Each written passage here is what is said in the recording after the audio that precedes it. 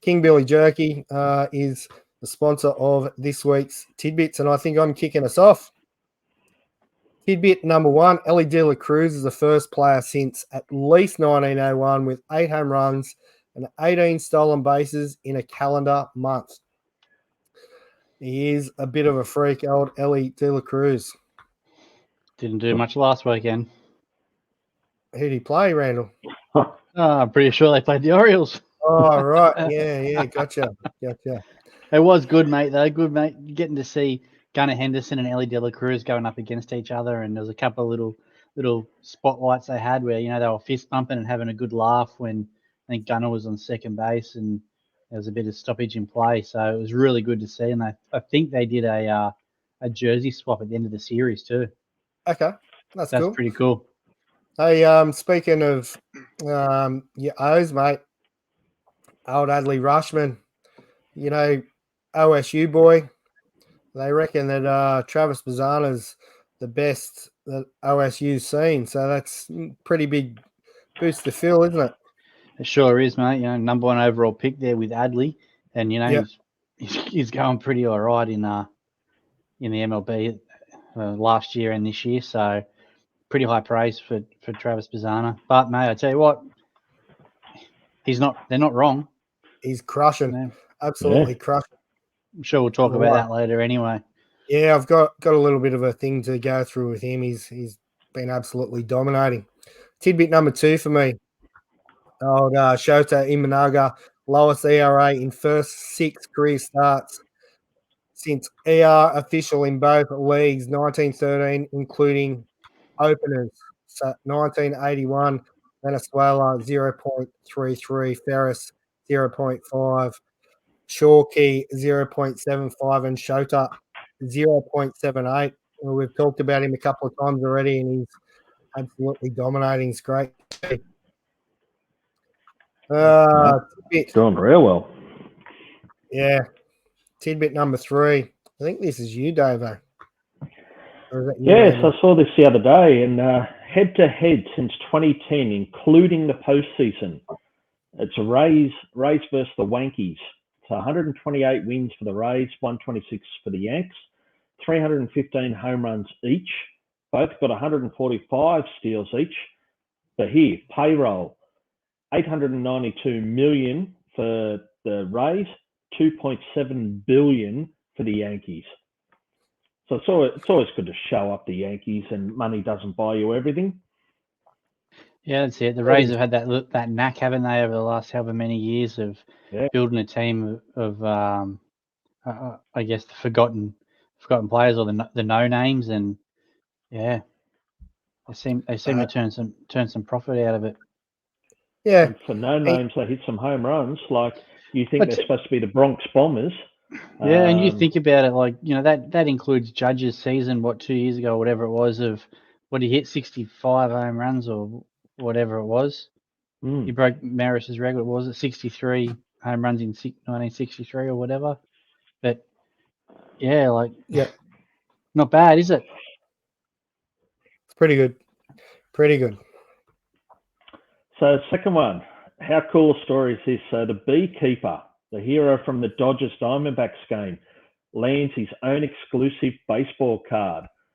So, for those that didn't see it, the Dodgers and D-backs game was delayed due to a hive of bees on the net behind the home plate.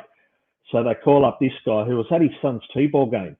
So he's local pest control, come out, did his job, got rid of all the bees, got to throw out ceremonial first pitch on the night.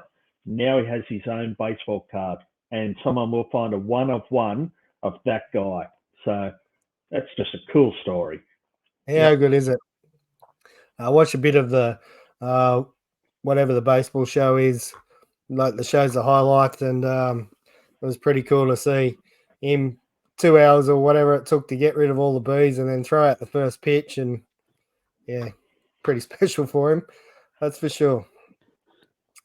Randall. Yeah, this is old Eric Hosmer having a bit of a dig at the new management at the Marlins. He came out and said, "You inherit a young team who made the playoffs in the previous season.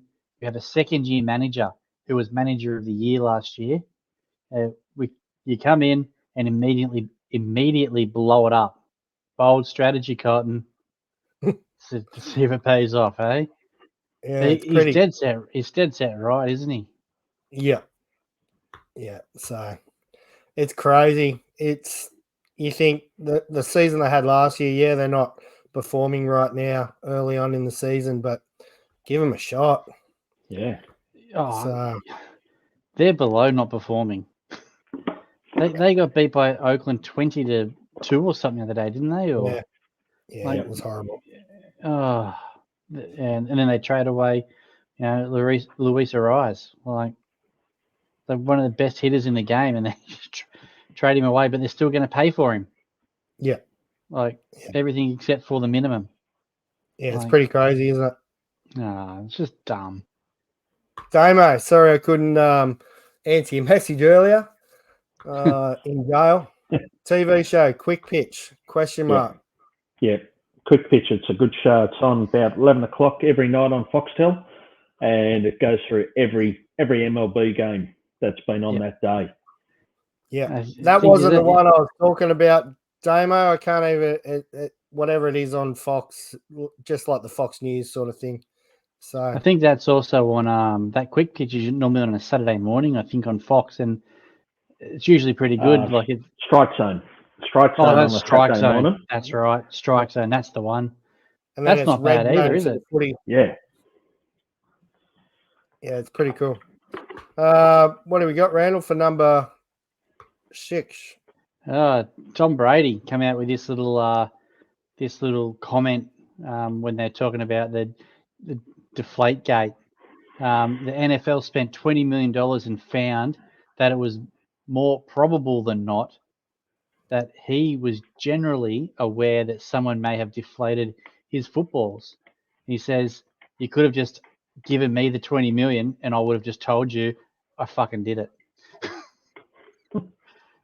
So it's fair point, isn't it? They just spent 20 million bucks to come out to find that he probably knew about it. When he's happy to say, if you gave me 20 mil, I would have just told you I did it. So a lot of money, isn't it?